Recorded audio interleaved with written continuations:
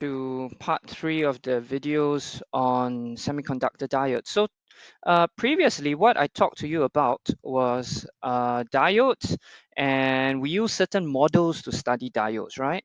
So in the previous chapter, I talked to you about the ideal diode model. So if I were to draw a IV characteristic graph, for the diodes, let's use maybe this nice color.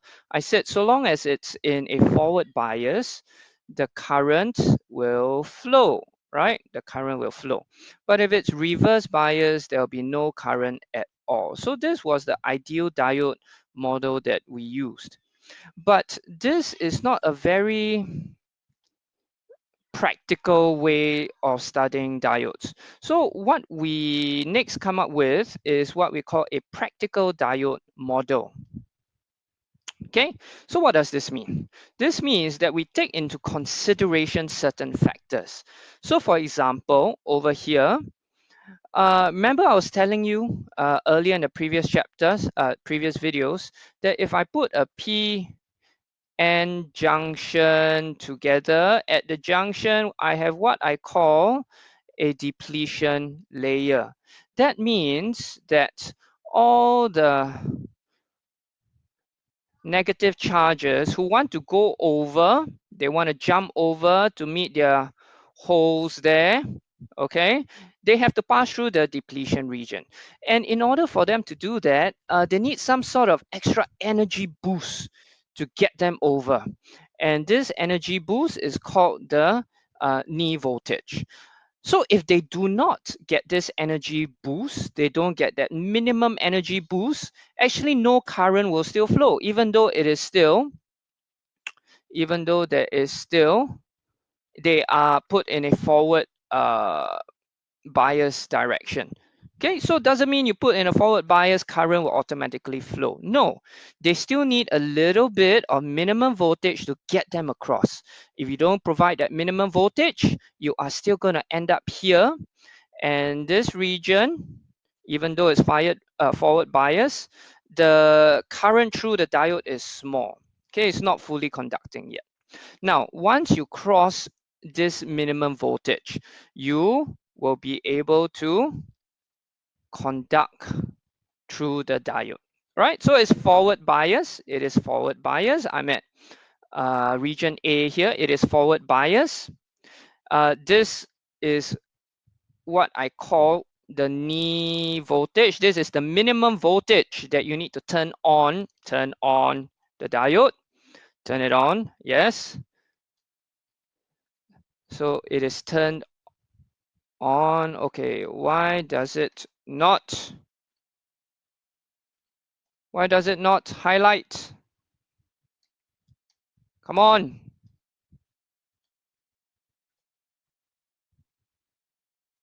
Okay, you know what? I give up. I don't know why the highlighter function is not working. I'll just underline it. It is turned on. Okay, Ken? Okay, but what if you reverse bias it? So this part is actually the same. If you reverse bias it, so let's draw it reverse bias. So this is reverse bias, and this is forward bias. The current will not flow. So as we see this, the current will not flow. There's no current here. Yeah, there's no current here. However, something happens at this point. Yeah. So this is known as the breakdown region. Can you highlight or underline this in your textbook? This is the breakdown region. And what happens is that when I apply the voltage across the reverse bias diode and it is bigger than the breakdown voltage, this is what will get CJ very excited. I'm going to damage the diode. Okay, so it doesn't mean that I can put across the diode maybe exaggerated 500 voltage and still nothing happens to the diode. No, there will be a maximum voltage in the reverse bias that this fella is able to take before it breaks down.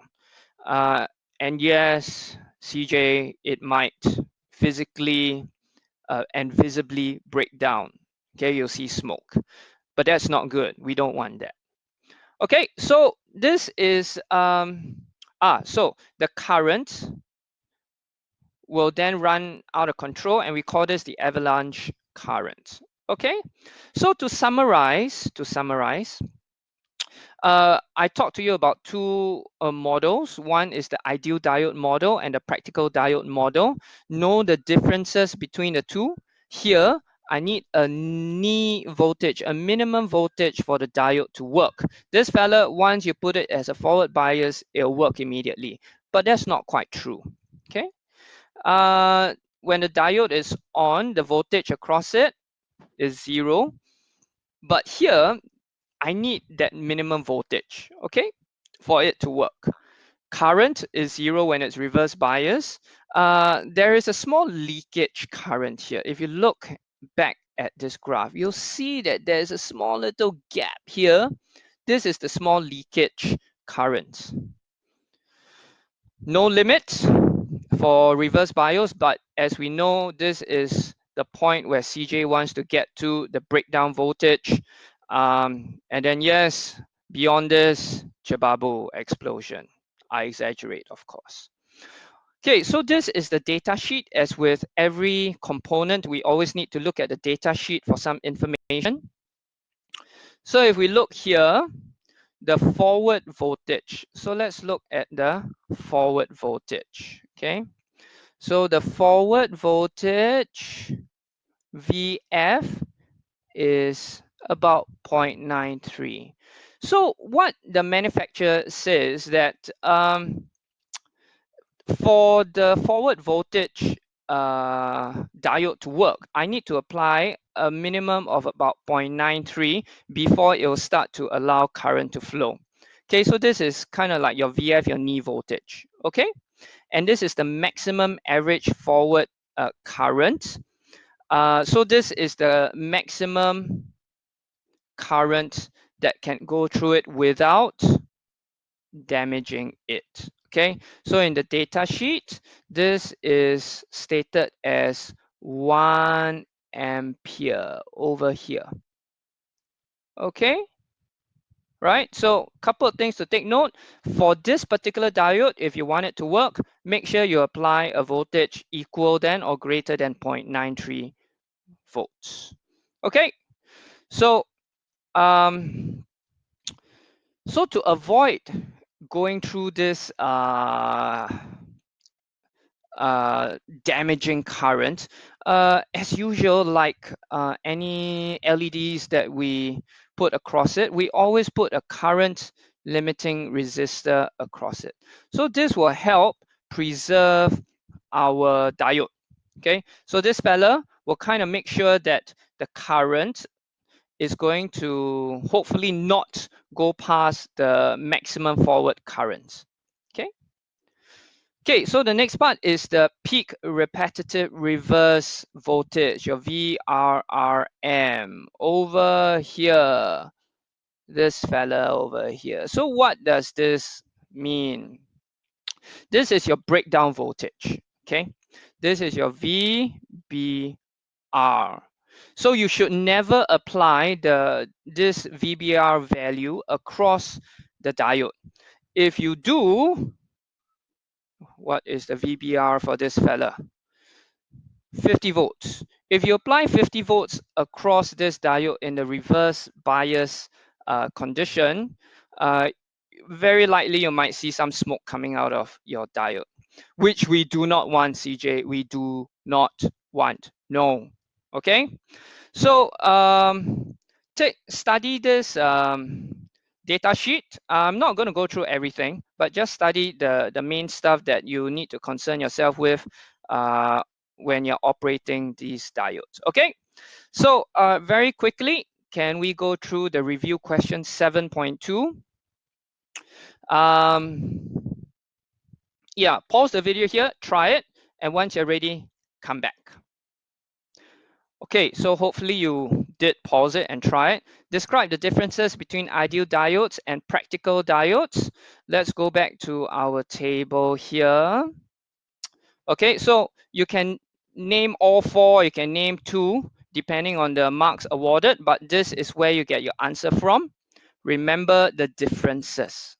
Okay, so that's the answer for question 1. For question 2, determine whether the diode is forward or reverse bias. So remember, the way that I remember it is that if the arrow direction corresponds to where the current wants to flow, this is in forward bias arrangement.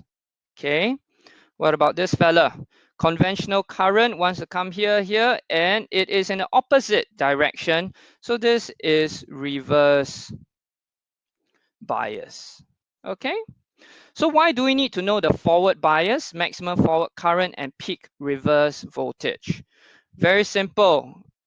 Forward bias, your VF, your knee voltage, we need to know this value so that when we want to apply it in a forward bias, I need to know what is the minimum voltage across it for this fella to conduct. Without this VF, no current will flow. Okay, very simple. Maximum forward current, this applies to you, CJ. We do not want the current to be greater than this value. Otherwise, we might risk damaging the diode. And peak reverse voltage, this is your VBR, your breakdown voltage, same thing, CJ. Do not apply this VBR value across your reverse bias diode. Otherwise, you damage your diode and you will see and smell smoke.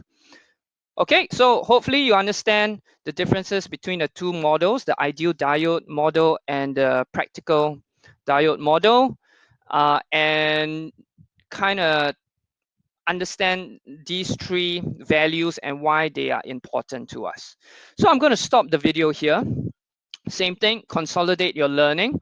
And then the next part is I'm going to touch base on a hybrid of the two, the ideal and the practical diode model. Okay, so same thing, consolidate your learning, and then we will come back in part 3, or is it part 4 of the video? I'm confused. The next part. See you in a bit.